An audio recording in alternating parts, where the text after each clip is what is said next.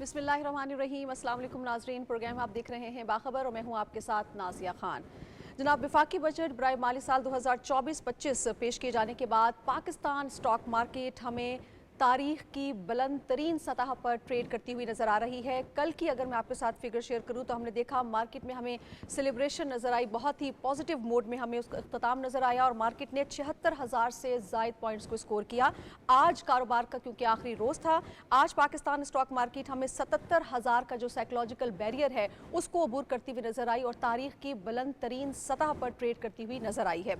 ये कारोबार बरादरी का नाज़रीन वो रिस्पॉन्स है जो हमें वफाकी बजट के पेश किए जाने के बाद नजर आ रहा है। साथ ही साथ अगर हम बात करें जनाब नॉन फाइलर्स की, तो हुकूमत ने चूंकि टैक्स की शरह बढ़ा दी है, 45% कर दी है, तो इन इकदामात को भी सराहा जा रहा है कारोबारी बरादरी की जानिब से। कल पोस्ट बजट कॉन्फ्रेंस हुई, अगर आपने देखी हो तो उसमें वफाकी वजीर ख़जाना मोहम्मद औरंगज़ेब साहब ने ये कहा कि नॉन फाइलर्स पर जो हमने टैक्स बढ़ाए हैं उसका मकसद ये है कि नॉन फाइलर्स अब इस बात पर सोचें कि उनको भी फाइलर बनना चाहिए, क्योंकि कोई मुकद्दस गाय नहीं है, हम सबको टैक्स की अदायगी करना होगी। ये वो सारी चीज़ें हैं जो हमने आज अपने प्रोग्राम में रखनी है। स्टॉक मार्केट का जो रिस्पांस सामने आ रहा है, बहरहाल एक चैलेंजिंग किस्म का ये बजट है जो वफाक की जानिब से पेश किया गया है। बहुत से चैलेंजेस हैं जिनको रखा गया है, क्योंकि अब हमारे पास कोई और रास्ता नहीं है माशी बहरान से निकलने के लिए, इक्तिसादी बहाली के लिए, इक्तिसादी तरक्की की तरफ गामजन होने के लिए। प्रोग्राम के पहले हिस्से में हम इसी को डिस्कस करेंगे। इस्लामाबाद स्टूडियो में मुझे ज्वाइन कर चुका है मेरा पैनल, डॉक्टर फारूक आदिल साहब, शनीला अमार साहिबा, बाबर गौरसी साहब, आप तीनों को खुश आमदीद। लाहौर में मेरे पैनलिस्ट मौजूद हैं, मोहम्मद नौशाद अली साहब, सजाद अनवर साहब, आप दोनों का अस्सलाम वालेकुम, खुश आमदीद सर। शनीला, सबसे पहले मैं आप ही की जानिब आऊँगी। मार्केट की ये जो तेज़ी आपको नज़र आ रही है इस वक्त, इसको आप कैसे देख रही हैं? ये हुकूमत की पॉलिसीज़ पर एतमाद है जो कारोबारी बरादरी की जानिब से नज़र आ रहे हैं हमें? शुक्रिया नाजिया। एक तो देखें, कल जब बजट आया था मैंने तब भी आपको कहा था कि बजट थोड़ा सा सख्त है और उसकी वजह यह है कि हम IMF के प्रोग्राम में हमने जाना है। और आज आपने देख भी लिया होगा कि न्यूज़पेपर के अंदर स्टोरी आई है कि IMF जो काफ़ी हद तक सेटिस्फाइड है पाकिस्तान के बजट के साथ, क्योंकि उन्होंने जो कहा था कि आपने कुछ एग्जाम्पशंस थी जो दी गई हुई थी कुछ लोगों को, कुछ कंपनियों को, वो सब उन्होंने विड्रॉ कर लिए। जैसे हाइब्रिड गाड़ियां जो दरामद की जा रही थी या जो इलेक्ट्रिक गाड़ियां दरामद की जा रही थी उनके ऊपर टैक्स की छूट दी गई हुई थी, तो वो छूट जो है ख़त्म कर दी गई है। इससे भी एक है रेवेन्यू काफ़ी हद तक जनरेट होगा। और वज़ीर ख़ज़ाना ने बिल्कुल सही बात की थी कि अगर $50,000 की कोई गाड़ी खरीद सकता है तो उसको टैक्स देना चाहिए। और पाकिस्तान के अंदर वैसे मसला भी यही है कि जो अमीर बंदा होता है वो कम टैक्स दे रहा होता है, जो गरीब बंदा होता है जिसमें खासतौर पर सैलरी क्लास होती है, वो चूँकि एक मनज़म क्लास होती है तो उनके ऊपर ज़्यादा टैक्स लग रहा होता है और वो उसके अलावा भी टैक्सेस दे रहे होते हैं। लेकिन जो कैश के अंदर जैसे कारोबार होता है, रियल स्टेट के अंदर सबसे ज़्यादा कारोबारी कैश के जरिए हो रहा होता है, जो वज़ीर ख़ज़ाना खुद कहते हैं ट्रिलियन रुपीज़ जो हैं वो आपके इस वक्त रियल स्टेट के अंदर लगे हुए, लेकिन वहाँ से आप टैक्स कितना जनरेट कर रहे हैं, बहुत कम जनरेट कर रहे होते हैं। इसी तरह रिटेलर्स के साथ अब उन्होंने जो सख्ती किया तो 38,000 के करीब जो रिटेलर्स हैं उन्होंने रजिस्ट्रेशन करवाई, लेकिन ये तादाद लाखों के अंदर है। तो जो बजट था जाहिर है उसमें चैलेंजेस हैं, लेकिन आपने मुल्क की एक सिमत का तो तयन करना है ना। अब आपने एक तरफ जाना तो है, यहाँ तो यही है कि वही आप सब्सिडीज देते हैं। जैसे वो आपको याद होगा कि बानी PTI ने क्या किया था कि उनको जब नज़र आ रहा था कि मेरी हुकूमत जाने वाली है तो वो पेट्रोल की प्राइस फिक्स कर गए। IMF के साथ मुआहदा कुछ और था और 140 रुपये पे करके 3 महीनों के लिए, कभी भी 3 महीनों के लिए पेट्रोल की प्राइस फिक्स होती नहीं है, हमेशा हर 15 दिन के बाद उसको रिवाइज किया जाता है, या बढ़ती है या कम होती है। बिजली का भी हाँ 4.5 रुपये उसका भी टैरिफ कम करके, जबकि वो भी IMF के साथ उन्होंने किया था। तो अब हुकूमत ऐसा कोई इकदाम कर नहीं सकती है ना, या तो आप मुल्क को डिफ़ॉल्ट करवाएं सियासत करने के लिए, और या फिर आप मुल्क में एक लीडरशिप रोल अदा करें। तो शहबाज शरीफ साहब ने ऐसा ही किया है। बजट आ रहा है, थोड़ी उसमें मुश्किलात हैं, और ये बार बार आपको याद होगा कि नवाज शरीफ साहब ने भी ये बात की थी कि साल 1-1.5 साल मुश्किल है, लेकिन उसके बाद आसानियाँ आनी शुरू होंगी। एक तो ये था कि पहले रूमर भी बहुत ज़्यादा फैलाए गए थे कैपिटल गेन जो टैक्स के बारे में कहा जा रहा था, जिसकी वजह से 4-5 दिन हमने देखा था कि स्टॉक से नीचे की तरफ आया था। लेकिन जैसे बजट आया उसकी हदोहाल उनके सामने आए हैं और इन्वेस्टर का इत्मीनान जो है उसके ऊपर बहाल हुआ, तो साथ ही हमें एक तेज़ी नज़र आ रही है। और आने वाले दिनों में अंदर आपको और भी बेहतरी नज़र आएगी जब हम निजकारी की तरफ जाएंगे, तो उसमें भी लोगों का इंटरेस्ट होगा, उसमें सरमायाकारी आएगी, फिर इन्वेस्टर पाकिस्तान के अंदर आएगा। जो भी चाइना का दौरा हुआ है वहाँ पे कितनी कंपनियों ने जो है अपना इंटरेस्ट शो किया पाकिस्तान के अंदर इन्वेस्टमेंट करने के लिए। तो एक अच्छा कारोबारी माहौल जो है वो ये हुकूमत फराहम करने की कोशिश कर रही है, लेकिन उसमें बहुत से हम सब तबकात को इसमें शामिल होना पड़ेगा। सबके ऊपर मुश्किलात आ रही हैं, लेकिन सबसे ज़्यादा जो है वो कुर्बानी देनी चाहिए पैसे वाले लोगों को, जिनके पास पैसा है साहिब उनको सरवत टैक्स लोगों देना को। चाहिए। दुरुस्त। टैक्स देंगे तो उस मुल्क का निज़ाम चलेगा। आप दुनिया के अंदर चले जाएं, सबसे ज़्यादा जो सख्त सजाएं होती हैं वो टैक्स चोरी के ऊपर होती हैं। बिल्कुल जी। और हमारे यहाँ वो चीज़ बड़ी आसानी से कर बहुत दी जाती आसानी है। से हम बचाने की कोशिश कर लेते हैं कि कैश में पैसे ले लें, कैश के अंदर ट्रांजैक्शंस वगैरह कर लें। जो नॉन फाइलर पर लगा है 45%, उसकी वजह से जब लोग आपके रजिस्टर्ड होना शुरू होंगे तो खुद बहुत जब डॉक्यूमेंटेशन स्टार्ट होगी तो हमें पता चल जाएगा कि कितना जो टैक्स है वो चोरी हो रहा है। बिल्कुल ठीक। तो अच्छी बात है कि इन्वेस्टर का इत्मीनान बहाल है। कुछ टाइम मुश्किल है लेकिन ठीक हो जाएंगे मामला। बिल्कुल ठीक। डॉक्टर साहब, जो मार्केट के हवाले से भी हम बात कर रहे हैं तो कहा जा रहा है इसकी एक बड़ी वजह कमर्शियल गेन टैक्स को आम टैक्स में तब्दील ना करना है, जिसकी वजह से हम ये देख रहे हैं इतना पॉजिटिव रिस्पांस जो हमें स्टॉक मार्केट में नजर आ रहा है। इस अहम कंट्रीब्यूटर फैक्टर को आप कैसे देख रहे हैं? अच्छा नाज़िया, शुक्रिया। ये जो बहुत सारी टेक्निकल चीज़ें हैं ना इकोनॉमी की, जी। अगर हम इसमें ना उलझें तो आम आदमी और हमारा सुनने वाला जो है वो ज़रा आसूदगी महसूस करेगा। ठीक।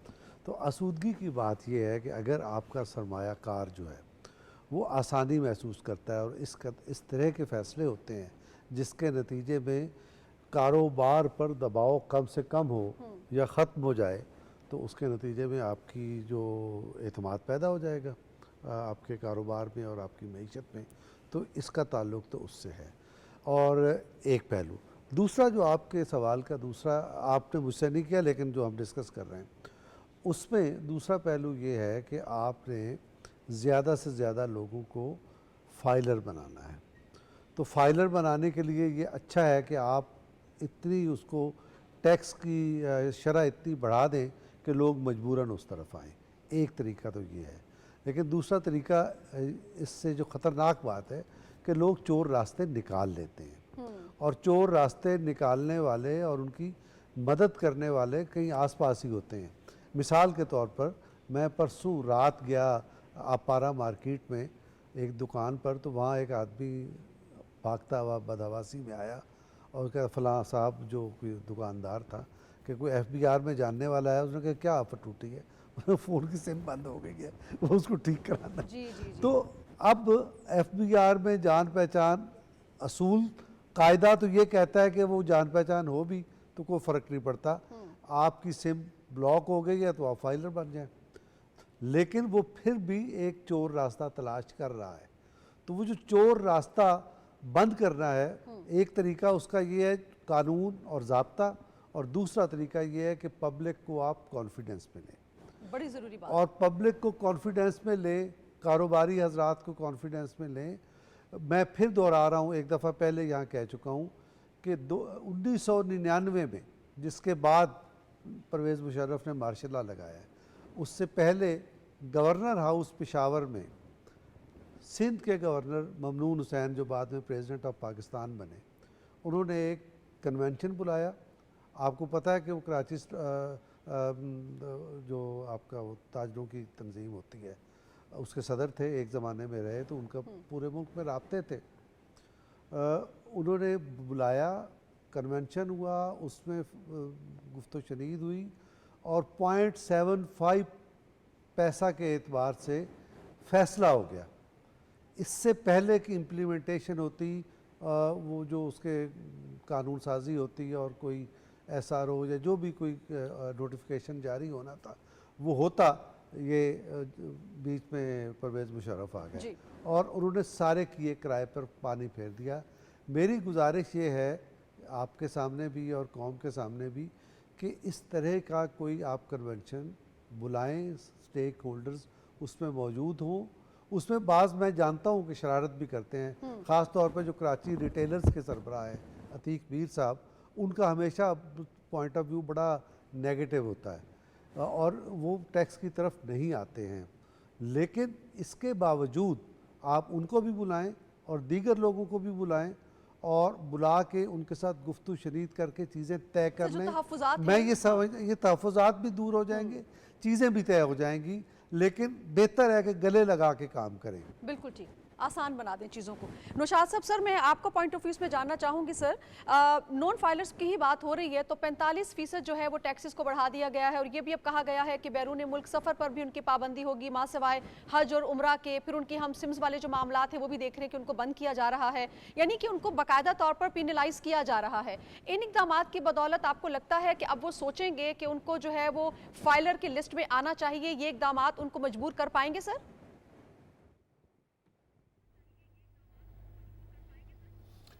बिस्मिल्लाहिर्रहमानिर्रहीम। देखिए, ये तो बात दुरुस्त है कि हुकूमत का जो इकदाम है उसका मकसद सिर्फ यही है कि वो कोशिश करें कि लोग ज़्यादा से ज़्यादा फाइलर बने।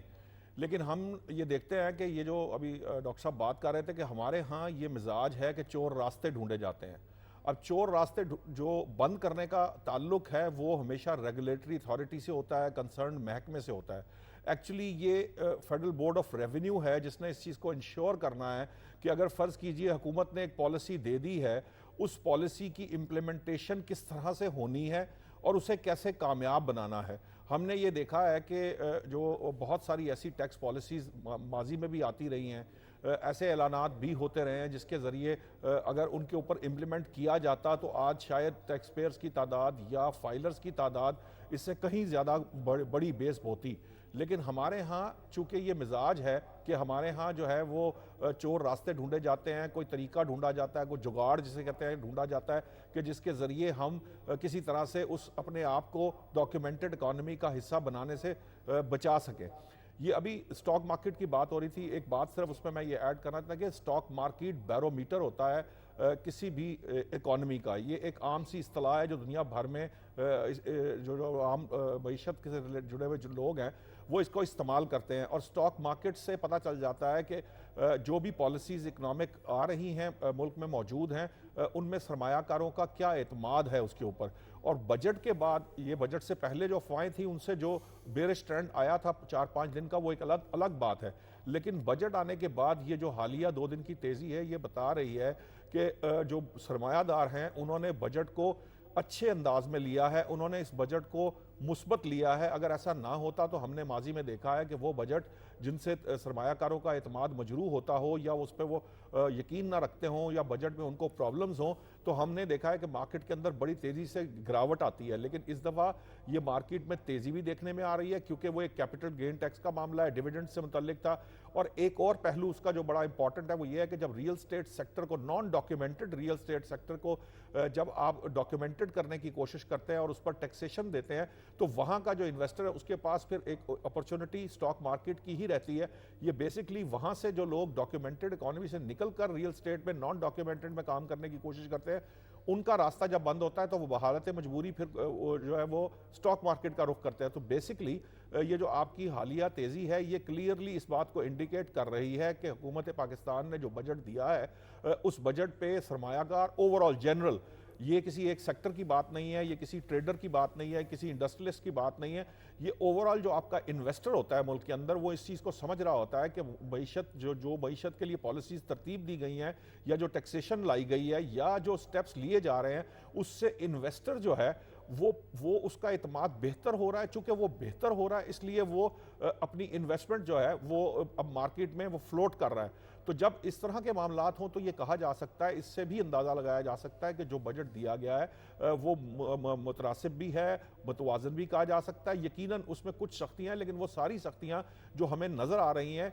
वो इसलिए हैं कि कुछ आपकी जो मईशत है वो एक अरसे से, कई दहाइयों से इस पर बहस हो रही है कि आपको नॉन जो डॉक्यूमेंटेड इकॉनमी है उसको ख़त्म करके आप डॉक्यूमेंट करें इकॉनमी को, और जब आप अपनी इकॉनमी को डॉक्यूमेंट कर लेंगे तो फिर ये जो टैक्स एवेजन वाला मामला है, टैक्स ना देने वाला मामला है या दीगर मामलात हैं, ये सारे के सारे तय किए जा सकते हैं कि किस तरीके से किस शख्स को कितना टैक्स देना चाहिए। और एक और बड़ी बात यह है, देखिए अगर आपके एक्चुअली जितना बड़ा, अभी आपने इन सर्कुलेशन मनी की बात की है, ये बात कही है कि कैश इन सर्कुलेशन खरबों रुपए में है, तो अगर खरबों रुपया डॉक्यूमेंटेड हो जाए तो आपको अगर टैक्स देने वाले जो हैं वो बढ़ जाएं तो हो सकता है कि आपके इस टैक्स बेस बढ़ने से और फाइलर्स बढ़ने से और टैक्स देने वाले बढ़ने से आपके जो टैक्स की रेशो है उसके ऊपर भी इसका इम्पैक्ट आए और आपकी टैक्स रेशो कम होना शुरू हो जाए।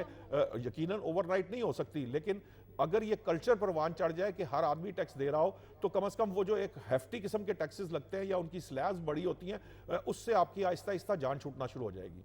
बिल्कुल ठीक। बाबर साहब, अभी बात की नौशाद साहब ने, उन्हीं की बात को मैं आगे बढ़ाऊंगी।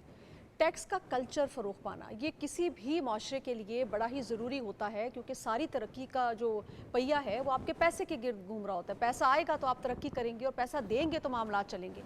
टैक्स कल्चर हमारे मुल्क में क्यों नहीं फ़रोग़ पा सका? उसकी क्या चीदा वजूहात आपको नज़र आती हैं, और क्या पेनलाइज़ करके ही हम टैक्स कल्चर को फ़रोग़ दे सकते हैं या कुछ और भी मेजर लिए जा सकते हैं? अच्छा, अनफॉर्चुनेटली जो हमारा कल्चर है टैक्स का, वो उसकी बहुत सी वजूहात है। एक तो ये है कि हुकूमतों का तसलसल नहीं है। पहले आपने देखा है कि अगर 90s में देखें तो 2-2.5 साल एक की हुकूमत होती थी, फिर दूसरी आ जाती थी, फिर बीच में मार्शल लॉज आ जाते थे। तो इसलिए जो भी पॉलिसीज़ बनती थी वो लॉन्ग टर्म के लिए नहीं होती थी। और दूसरा ये भी है कि कल्चर क्यों नहीं हो सका। देखें, कल्चर तो उस वक्त होता है कि जब ऊपर से जो जितने एलीट है वो अगर टैक्स दे, और वो मतलब इंडस्ट्रियलिस्ट तो कहते हैं जी हम तो टैक्स देते ही देते हैं। वो तो इसलिए टैक्स देते हैं कि क्योंकि लॉज के मुताबिक देते हैं, तो सबसे ज़्यादा टैक्स की भी वही चोरी करते हैं। तो जो गरीब बंदा है वो ये समझता है कि जो हम टैक्स दे रहे हैं उसकी अगेंस्ट जो हमें फैसिलिटीज़ हैं वो नहीं मिलती। हम अब बड़े शहरों की बात तो नहीं करते, कराची, लाहौर, इस्लामाबाद, पेशावर या कोयटा, दूसरों की। अगर आप दूसरे छोटे शहरों को देख लें कि तो वो अगर वो बहुत से ऐसे ज़िले हैं यहाँ से आप टैक्स कलेक्ट करते हैं बहुत से, और वहाँ पे आप वो टैक्स नहीं लगाते, वही टैक्स उठा के आप दूसरे, जिस तरह के लाहौर है, इसी तरह रावलपिंडी है या कराची है या हैदराबाद है, वहाँ लगा देते हैं, कोयटा में लगा देते हैं, पेशावर में लगा देते हैं, तो वो महरूम रह जाते हैं। तो इसलिए वो ये समझते हैं कि हम ये टैक्स क्यों दें। दूसरी बात ये है कि जो आम आदमी है उसको टैक्स देना चाहिए, लेकिन उसके लिए जो कानून भी है, रूल्स भी हैं, रेगुलेशंस भी है, सारा कुछ है। लेकिन बात यह है कि जिन लोगों ने या जिन हुकूमतों ने या जिन ममालिक ने टैक्स इकट्ठा किया है, उन्होंने उस वक्त जाकर इकट्ठा किया है जब उनकी जो इकॉनमी है वो डिजिटल हो गया। अभी मतलब जब से ये डिजिटल का दौर आया है, पहले अगर आप देख लें तो दुनिया का कोई ऐसा मुल्क नहीं, अमेरिका जैसे मुल्क में भी जो है तमाम के तमाम लोग जो हैं वो टैक्स नहीं देते थे, लेकिन चूंकि उन्होंने रूल सख्त किए, ट्राइब्यूनल्स बनाए, अदालतें बनाई, तो इसलिए आप देखेंगे वहाँ पे टैक्स का कल्चर आ गया है। पाकिस्तान में टैक्स कल्चर को कैसे बेहतर किया जा सकता है, उसका आसान तरीका यही है कि टैक्स लगाएं ज़रूर, और टैक्स का जो सिस्टम है, जिस तरह डॉक्टर साहब ने कल कहा था कि कोई पढ़ा लिखा आदमी जिसने मास्टर्स किया हो, इवन उसने बिज़नेस में या इकोनॉमिक्स में भी किया हो, वो अपनी टैक्स रिटर्न जो है वो फाइल नहीं कर सकता। तो इससे बड़ी क्या बात है। एक परफॉर्मा होना चाहिए, मोबाइल के ऊपर होना चाहिए, आप उससे क्वेश्चन करें और 10 सालों से ज़्यादा ना हो, हर बंदा टैक्स फाइल कर ले।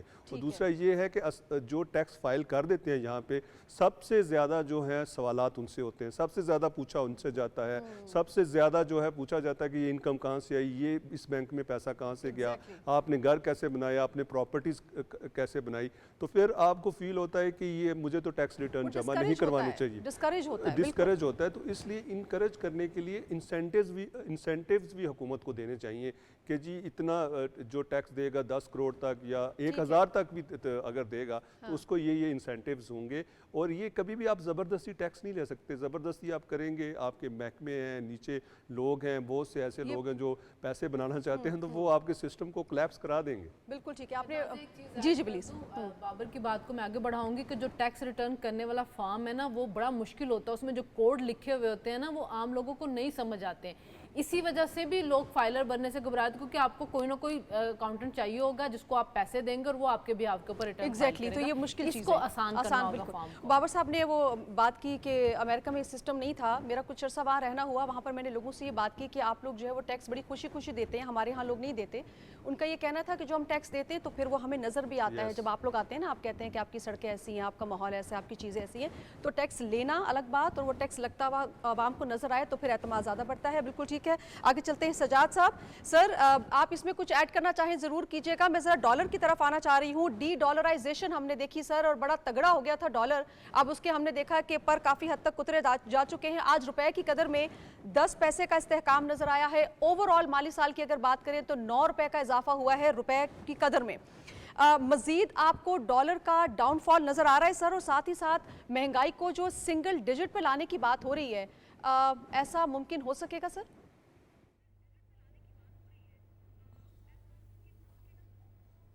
देखें, अगर तो नाज़िया साहबा ये जो आपकी इकोनॉमिक पॉलिसीज़ हैं और जो फिस्कल डिसिप्लिन है जो 1-1.5 साल से हम देख रहे हैं पाकिस्तान में, अगर वो इसी तरह बरकरार रहता है तो डेफिनेटली डॉलर नीचे आ सकता है और रुपया और ज़्यादा मुस्तहकम हो सकता है।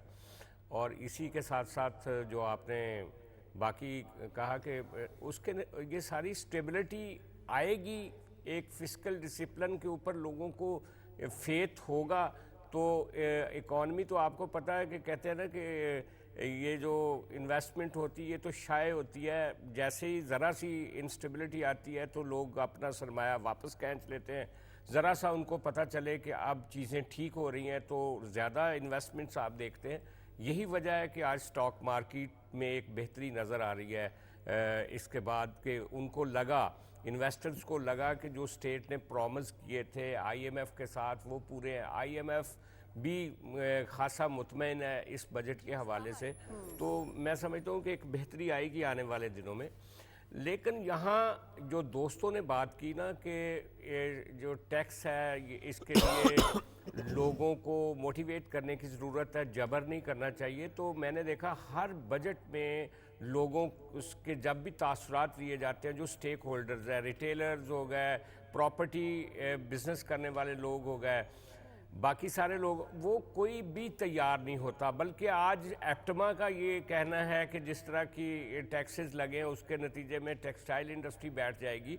बेसिकली सब लोगों को जो सब्सिडीज़ का इंतज़ार रहता है हर टैक्स में कि उनको कितनी छूट मिलने जा रही है, ये एक कल्चर है। और रह गई बात ये जो आप अमेरिका का एक्सपीरियंस बता रही हैं, क्या लाहौर में पूरे पंजाब का जो डेवलपमेंट बजट लगता रहा है लाहौर पर, क्या लाहौरी तैयार है टैक्स देने के लिए अपनी सड़कों की वजह से, ओवरहेड ब्रिजेस की वजह से? नहीं। वजह यह है कि यहाँ पे टैक्स चोरी का एक कल्चर है। और दूसरा ये कि रियासत भी उस तरीके से एक एफिशिएंट रोल नहीं प्ले कर रही टैक्स इकट्ठा करने के लिए। कितने सालों की बात है कि 5 लाख से ऊपर जो भी ट्रांजैक्शन बैंक में होती है शनाख्ती कार्ड लिया जाता है वहाँ पे बाकायदा, और ये इतना बड़ा डाटा बैंकिंग सिस्टम के पास लोगों के पास है, उसको FBR ने कितना मटीरियलाइज कर लिया, कैसे लोगों को टैक्स नेट में लेकर आए।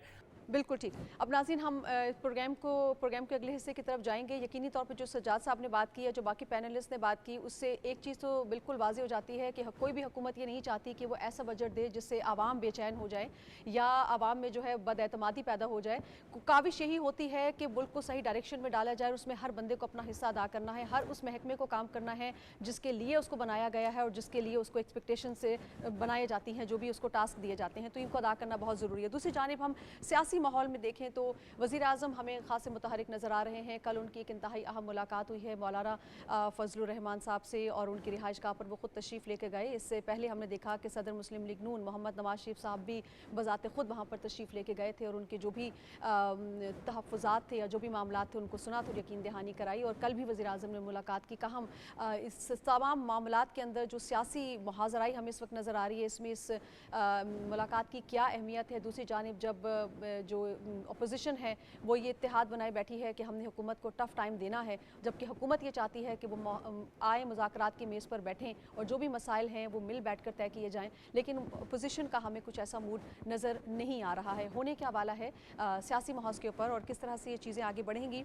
इसी पर प्रोग्राम के इस हिस्से में हम बात करेंगे। शनीला, वज़ीर आज़म और अपोजिशन लीडर की मुलाकात हुई है, मुलाकातें हो रही हैं, क्या ये राब्ते मुल्क की सियासत में जो इस्तेहकाम है उसका बाइस बनेंगे? क्योंकि कुछ बेचैनी हमें नज़र आती है सियासी, अगर हम मंजरनामे की बात करें तो। देखिए, जैसे बजट आने के बाद हम लोग कह रहे हैं कि इकॉनमी में स्टेबिलिटी आएगी और जैसे महंगाई भी कम हो रही थी और सफारतकारी जो पाकिस्तान की हो रही थी उसको ऐसे हमें नज़र आता है कि हमारी इकॉनमी के हालात बेहतर हो रहे हैं। IMF ने भी बजट के ऊपर इत्मीनान का इजहार किया, लेकिन IMF के साथ रिजर्वेशंस ये भी थी कि आपके मुल्क के अंदर जो पॉलिटिकल अनस्टेबिलिटी है ये बहुत बड़ा मसला होती है इकॉनमी को डीरेल करने के लिए। पूरी दफ़ा उन्होंने ये बात की थी। तो वज़ीर आज़म साहब ने अब वो बजट देने के बाद, इकॉनमी की एक डायरेक्शन सेट करने के बाद, सफारतकारी की एक डायरेक्शन सेट करने के बाद अब वो चाह ये रहे हैं कि वो सियासी तौर पे भी एक डायरेक्शन सेट करें और मुल्क के अंदर एक सियासी इस्तेहकाम जो है वो लेके आए। इस सिलसिले में वो मौलाना फजल रहमान साहब के पास गए। देखिए मौलाना फजल रहमान साहब जो हैं वो उनके पुराने एलाई हैं, पीडीएम के टाइम पे उन्होंने उनके साथ मिलकर जद्दोजहद भी की थी पीटीआई की गवर्नमेंट को हटाने के लिए, जो नो कॉन्फिडेंस उसके खिलाफ आई थी, और उसके बाद फिर इलेक्शन से पहले भी उनके आपस में मामला सही चल रहे थे। मौलाना साहब की कुछ रिजर्वेशंस थी, उन रिजर्वेशंस को पीटीआई ने कैश करने की कोशिश की। वो मौलाना के पास जा रहे थे, उनको कहते तहरीक चलाएं, क्योंकि उनको पता है कि मौलाना साहब के पास स्ट्रीट पावर है। लेकिन ये वो बात भूल गए कि मौलाना साहब अपनी स्ट्रीट पावर को कभी भी गैर आइनी तौर पे इस्तेमाल करने की कोशिश नहीं करते, और ना ही वो हालात को किसी ऐसे नहज पे लेके जाते जहाँ पे गैर आइनी कुव्वतें जो होती हैं वो फ़ायदा उठा सकें। तो ये शबाशी साहब की एक अच्छी काविश है कि वो उनके पास गए। उनको चाहिए कि वो अचकज़ई साहब के पास भी जाएं, क्योंकि अचकज़ई साहब भी वो हैं जो जमहूरियत आइन के ऊपर, पार्लियामेंट के ऊपर यकीन रखने वाले में से हैं। वो कभी भी वो भी ऐसा रास्ता नहीं अपनाते कि जो तशद्दुद की तरफ जाए या इंतशार की तरफ जाए। तो ये जो मुलाकातें हो रही हैं और ये उन लोगों से हो रही हैं जो कि वाकई पार्लियामेंट आइन के ऊपर यकीन रखने वाले लोग हैं। अगर ये मुलाकातें आगे मटेरियलाइज होती है तो काफ़ी हद तक हमें सियासत के अंदर भी स्टेबिलिटी नज़र आएगी, क्योंकि पीटीआई अपने ऑन के ऊपर कुछ नहीं कर सकती, उनकी स्ट्रीट पावर उस तरह से नहीं है। वो 9 मई के मौके पे भी हमने देख ली थी, इसलिए वो दूसरों का कंधा इस्तेमाल करना चाह रहे। लेकिन मुझे ये लग रहा है कि मौलाना साहब अपना कंधा उनको इस्तेमाल नहीं करने देंगे उनकी इंतशारी सियासत के लिए। डॉक्टर साहब, आप इस सारी सूरत हाल को कैसे देख रहे हैं? शनीला ने बड़ा एक पूरा एक खाका सा हमारे सामने रख दिया है। हमने देखा कि वज़ीर आज़म का बड़ापन है कि जब भी इस तरह की कोई सिचुएशन होती है तो वो बिला तफरीक जहाँ भी जिससे मिलना होता है वो खुद तशरीफ़ ले जाते हैं। ये जो अभी उनकी मुलाकात हुई है, कैसे देख रहे हैं आप इस मुलाकात को? नाज़िया, सियासत में होता ही बड़ापन है, और हमारी सियासत में और ख़ास तौर पे जो मिसाक जमहूरियत के बाद की सियासत है उसमें यही बड़ापन था। इख्तलाफ के बावजूद राब्ते थे, ताल्लुकात थे, और मसाइल को हल करने की एक उमंग और ख्वाहिश थी। उसके मुताबिक चीज़ें आगे बढ़ रही थी। आपको याद होगा कि जब बानी पीटीआई धरना दे के बैठे हुए थे, पार्लियामेंट पे चढ़ाई कर रहे थे, उस मौके पर खुर्शीद शाह साहब ने ये कहा था कि यार तुम बात करने आओ, मैं 1 साल इस हुकूमत की मुद्दत कम करा देता हूँ। ये है बड़ापन सियासत का। और ये क्या है, इसकी चाबी क्या है? बातचीत। तो अब मौलाना फजल रहमान हो, वज़ीर आज़म शहबाज शरीफ हो, या ये सब लोग हों, ये गुफ्तगू पर और बातचीत पे यकीन रखते हैं, और इस बातचीत के ज़रिए रास्ता निकालना जानते हैं। एक पहलू तो इसका ये है। दूसरा पहलू ये है कि क्या चीज़ें ऐसे ही फंसी रहेंगी या इनको ठीक करना है। बज़ाहिर पीटीआई ने ये कहा कि जी हम तो मुज़ाकरात के लिए तैयार हैं, जी हमारे बानी ने उसकी इजाज़त भी दे दी है, और वगैरह वगैरह, और वो कंधे पे बंदूक रख रहे हैं अचकज़ई साहब के, जिसका कामयाबी का कोई इम्कान नहीं है, इसलिए कि उनको इस्तेमाल करना चाहेंगे। और अचकज़ई साहब सियासतदान हैं, कॉन्स्टिट्यूशनलिस्ट हैं, डेमोक्रेट हैं, वो किसी की आसानी से किसी के हाथों इस्तेमाल होंगे नहीं, जैसे शनीला मौलाना फजल रहमान के बारे में कह रही हैं। लेकिन अगर मुज़ाकरात होने हैं तो फिर आपको कहीं ना कहीं से कोई रास्ता निकालना है, कोई खिड़की खोलनी है। तो मौलाना फजल रहमान से मुलाकात यही खिड़की खोलने की कोशिश है। तो मौलाना फजल रहमान अगर इस वक्त सियासी एतबार से दूसरी तरफ खड़े हैं और पीटीआई समझ रही है कि वो हम उनको अपना इत्तेहादी बना लेंगे, तो फिर ये एक रास्ता बन सकता है। इसी तरह से आपका वो मामला अचकज़ई साहब के साथ भी आप रब्ता कर सकते हैं, तो कोई रास्ता खोल सकते हैं इस तरह से। ये अगर रास्ता खुलता है तो इसके फिर पता चलेगा कि पीटीआई कितनी संजीदा है उसमें प्रॉपर मसले के हल के लिए मुज़ाकरात में। एक तो ये है। दूसरी सतह पर भी एक मुज़ाकरात हैं। मैं आज रिपोर्ट एक पढ़ रहा था जिसमें बताया गया कि पीटीआई हुकूमत के साथ कहीं ना कहीं उसके राब्ते मौजूद हैं। मेरे इल्म में नहीं है कि वो इंकशाफ जो है उसका क्या मतलब है, लेकिन अभी पार्लियामेंट में पार्लियामेंट्री कमेटियाँ बनी हैं और बन रही हैं। इस सतह पर बातचीत तो हो रही है, राब्ते तो हो रहे हैं।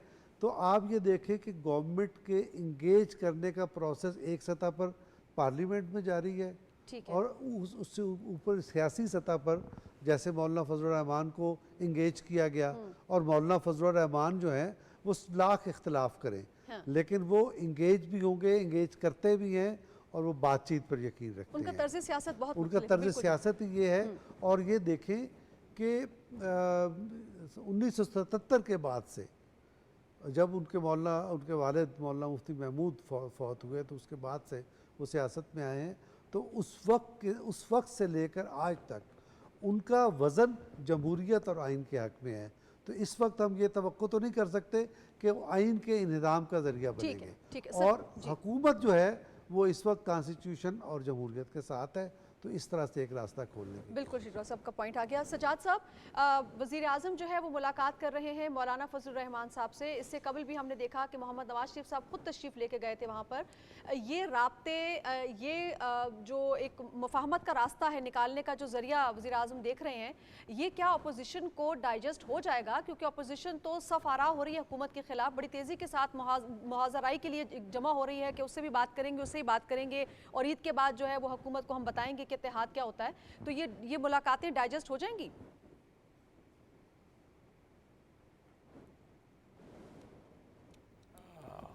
بیسیکلی نازیہ صاحبہ، بات یہ ہے کہ مولانا فضل الرحمان اس وقت ایک سینٹر پوائنٹ بنتے ہوئے نظر آ رہے ہیں.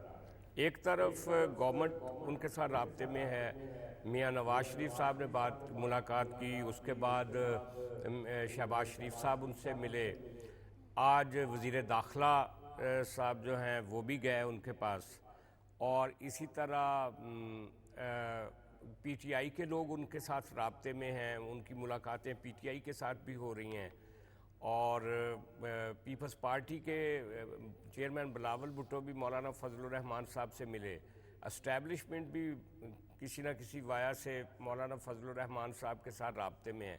تو وہ ایک سینٹر پوائنٹ تو بن رہے ہیں، لیکن کیا یہ ایک کارگر ثابت ہوگا یہ والی جو ایفرٹ ہے مذاکرات کی، اور پاکستان کسی نیشنل ایجنڈے کی طرف بڑھ سکے گا؟ یہ ایک بہت بڑا سوال ہے.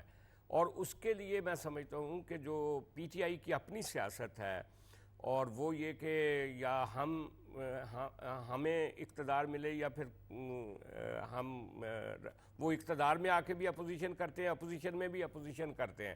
تو وہ جو ان کے بارے میں کہا جاتا ہے کہ وہ ایک ان اینڈنگ سٹرگل میں لگے ہوئے ہیں جس کا کوئی انجام نہیں ہے، تو اس کی وجہ سے تو پرابلم آئے گی، یہ ضرور آئے گی. لیکن سوال یہ ہے کہ جو جمہوری قوتیں ہیں جتنی، جن میں اچکزئی صاحب بھی شامل ہیں، مولانا فضل الرحمان، پیپلز پارٹی، مسلم لیگ نون، ان کو بہرحال کسی ایک نقطے پہ پہنچنا چاہیے تاکہ منیمم کنسنسس ہو سکے ملک کے اندر. ہم نے دیکھا کہ پی ٹی آئی نے مولانا صاحب سے اس سے قبل بھی ملاقاتیں کی، ان کی پہلے بھی ملاقاتیں ہو چکی ہیں، لیکن آپ کو کیا لگ رہا ہے کہ پی ٹی آئی مولانا صاحب کو کیا کنونس نہیں کر پا رہی؟ کیونکہ ابھی تک ہمیں مولانا صاحب اس طرح ان کی لوپ میں نظر نہیں آ رہے ہیں جس طرح سے پی ٹی آئی دعویٰ کر رہی تھی. کیونکہ ہم طرز سیاست کی بھی، جیسے شنیرا نے بات کی، ڈاکٹر صاحب نے بات کی، اور سجاد صاحب نے بھی، کہ طرز سیاست میں اور جو فطری اتحاد ہونے میں کچھ چیزیں تو کامن ہونا، وہ بھی ہمیں نظر نہیں آتی ہیں. دیکھیں، مولانا فضل الرحمان کی جب ہم بات کرتے ہیں تو مولانا صاحب اگر دیکھیں تو بہت ہی زیادہ سیاسی بصیرت بھی رکھتے ہیں، اور چیزوں کو ٹیکل کرنا بھی جانتا ہے. ان کو پریشر ٹیکٹکس بھی بہت آتے ہیں. اگر آپ ان کی ہسٹری دیکھیں تو آج تک وہ کامیاب ترین سیاستدانوں میں سے رہے ہیں، اور ہمیشہ ہر حکومت کا حصہ ہوتے تھے. بیچ میں ان کی تھوڑی سی مختلف لوگوں سے جو ہے وہ نہیں بن سکی، تو اس لیے وہ اقتدار کا حصہ نہیں رہے. لیکن اگر ان کی سیاست دیکھیں تو انہوں نے زیادہ عرصہ اپنی جو سیاست کی ہے وہ اقتدار کی سیاست کی ہے.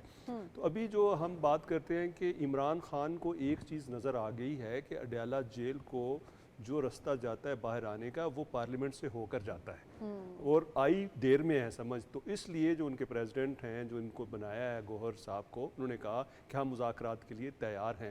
بھئی آپ سے مذاکرات کرے گا کون کہہ رہا تھا کہ آپ سے مذاکرات کرے؟ حکومت نے تو آپ کو کہا تھا آئیں پارلیمنٹ میں بیٹھیں اور بات کریں.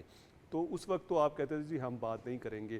جہاں تک بات ہے مولانا فضل الرحمان کی اور شہباز شریف صاحب کی میٹنگ کی، تو یہ ایک اچھی بات ہے. دیکھیں، جو بندہ اقتدار میں ہوتا ہے، پرائم منسٹر ہوتا ہے اور رولنگ جماعت سے تعلق ہوتا ہے، اس کو ان لوگوں کے پاس ضرور جانا چاہیے جو ان کے اتحادی رہے ہیں یا ان کے لیے ویل وشرز بھی رہے ہیں. مولانا فضل الرحمان کی ہمیشہ سے جو خواہش رہی ہے کہ میری پیپلز پارٹی اور نون لیگ کے ساتھ اچھی رہے، اور ہمیشہ اس کا مظاہرہ بھی آپ نے دیکھا ہے کہ پہلے جس طرح انہوں نے اب میرے کولیگز نے کہا ہے کہ نواز شریف صاحب مل لیں گے، بلاول صاحب بھی ملے، اب آپ نے دیکھا ہے کہ آج انٹیریئر منسٹر ملے، پرائم منسٹر خود جا کر ملے، تو یقیناً جو چیزیں ہیں وہ مثبت نظر آئیں گی۔ اب اگر پی ٹی آئی کی اور مولانا فضل الرحمان کی سیاسی جماعت کی بات کی جائے تو بالکل آپ دیکھیں ایک مغرب ہے ایک مشرق ہے، نہ ان کی آپس میں منشور ملتے ہیں، نہ ان کا کوئی آپ دیکھ لیں کہ نظریہ ملتا ہے، کوئی ایک چیز بھی کامن نہیں ہے۔ لیکن کامن کیا چیز ہوئی ہے کہ مولانا فضل الرحمان کو یہ دکھ ہے کہ جو 2024 کا الیکشن ہوا ہے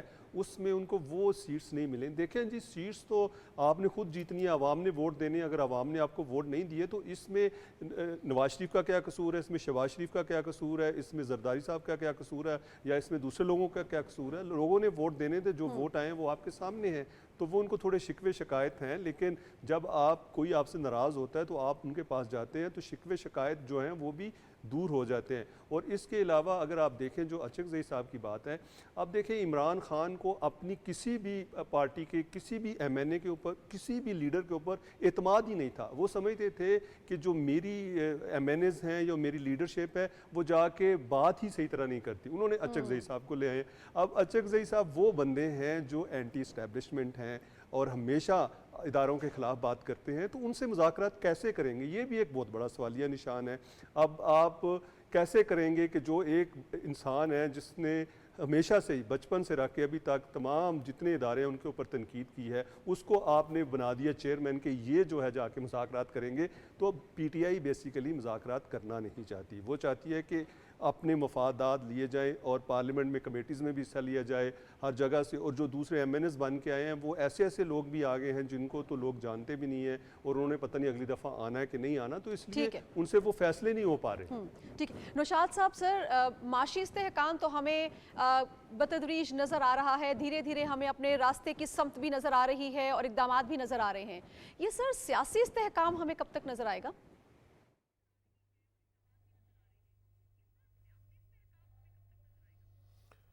دیکھیے سیاسی استحکام تو اگر آپ ایک طرح سے سمجھیں تو سیاسی استحکام ایکچولی آ چکا ہے، لیکن صرف ایک جماعت ایسی ہے جو یہ چاہتی ہے کہ یہ استحکام نہ رہے، کیونکہ اگر یہ استحکام آئے گا اور اس کے نتیجے میں معاشی معاملات جو ہیں وہ بہتری کی طرف جائیں گے تو پھر ان کی کوئی گنجائش کہیں باقی نہیں رہے گی۔ یہاں میں تھوڑا سا ایک آدھ بات اپنا یہ تجزیے کی حد تک بات کر رہا ہوں، یہ خبر نہیں ہے کہ ایک تو پہلی بات یہ ہے کہ میرے علم میں یہ بات آئی ہے کہ جو کل میٹنگ ہوئی ہے ڈیالہ جیل کے اندر، وہاں پر بانی تحریک جو تھے انہوں نے اپنے لوگوں کو کہا ہے کہ جی آپ ادھر ادھر مذاکرات کی بات کرتے رہیں، لیکن اصل میں آپ جو ہے نا جو مقتدرہ ہے اس کے ساتھ بھی مذاکرات میں رہیں۔ اب یہ جو سوچ ہے یا اپروچ ہے کہ ایک سائڈ پہ آپ یہ کہہ رہے ہیں، آپ کے چیئرمین جو پی ٹی آئی کے ہیں وہ کہہ رہے ہیں، لوگوں کو آ کے میڈیا کو بتا رہے ہیں کہ ہم سیاسی جماعتوں سے مذاکرات کریں گے، اور دوسری جانب جو بانی پی ٹی آئی ہیں وہ یہ کہہ رہے ہیں کہ آپ مقتدرہ کے ساتھ بھی جو ہے وہ اپنے مذاکرات جاری رکھیں۔ تو یہ دو پیرلل چیزیں ڈرا کرنے کا مطلب یہ ہے کہ آپ کسی بھی معاملے کے اندر سنجیدہ نہیں ہیں، نہ سیاسی جماعتوں سے مذاکرات میں سنجیدہ ہیں، نہ کہیں اور مذاکرات میں سنجیدہ۔ اصل میں یہ کیا ہے؟ میری جو یہ اب یہاں سے میں تجزیے کی بات کر رہا ہوں کہ میرا یہ خیال ہے، یہ خبر نہیں ہے یا انفارمیشن نہیں ہے، لیکن مجھے ایسے لگ رہا ہے کہ جو آپ نے یہ ابھی بات کہی تھی، آپ کے سوال میں تھا کہ عید کے بعد جو موومنٹ چلانا چاہتے ہیں بانی تحریک، مجھے ایسا خدشہ خدشے کا جیسے لگا ہوا ہے کہ یہ لگتا ایسے ہے کہ وہ حکومت کو انگیج کرنے کی کوشش کر رہے ہیں، اور انگیج کر کے وہ کچھ اور بیک اینڈ پہ پلاننگ کر رہے ہیں، کیونکہ آپ کو یاد ہوگا رانا ثناء اللہ صاحب نے بھی کہا ہے کہ ہمارے پاس کچھ ایسی اطلاعات ہیں کہ ایک اور 9 مئی کی تیاری کی جا رہی ہے۔ تو میری ذاتی رائے یہ ہے کہ ابھی فی الحال مجھے تو اس طرح کی کوئی چیز پریکٹیکلی نظر نہیں آ رہی کہ یہ جو تحریک انصاف ہے وہ کیا وہ واقعتاً سنجیدہ بھی ہے یا نہیں ہے مذاکرات کے لیے، تو میرا نہیں خیال کہ وہ بھی سنجیدہ ہے۔ باقی رہی بات کہ سیاسی اسٹیبلٹی کی یا اکنامک اسٹیبلٹی کی، دیکھیے یہ بات طے ہو چکی ہے کہ ہماری پالیسیز کیا ہیں، ہم نے کس ڈگر پر جانا ہے، ہم نے کیا چیزیں کرنی ہیں۔ وہ مخصوص جماعتیں جو ہیں جو جمہوریت کے ساتھ کھڑی ہیں، جو آئین کے تحت چلنا چاہتی ہیں، وہ اپنی معاملات کو طے کر چکی ہیں۔ اب اگر کسی نے اس معاملے کے اندر ان کا ساتھ دینا ہے تو اسے آگے بڑھ کر ان کے ساتھ شامل ہونا پڑے گا۔ اگر وہ یہ سمجھتے ہیں کہ ان کی نوشاد صاحب آپ کا پوائنٹ آف ویو آ گیا، تمام پینلسٹ کا بہت شکریہ، پروگرام کا وقت بالکل ختم ہو چکا ہے، اپنا خیال رکھیے گا، دعا میں یاد رکھیے گا، ناظر خان کو اجازت دیجیے، اللہ نے کے بعد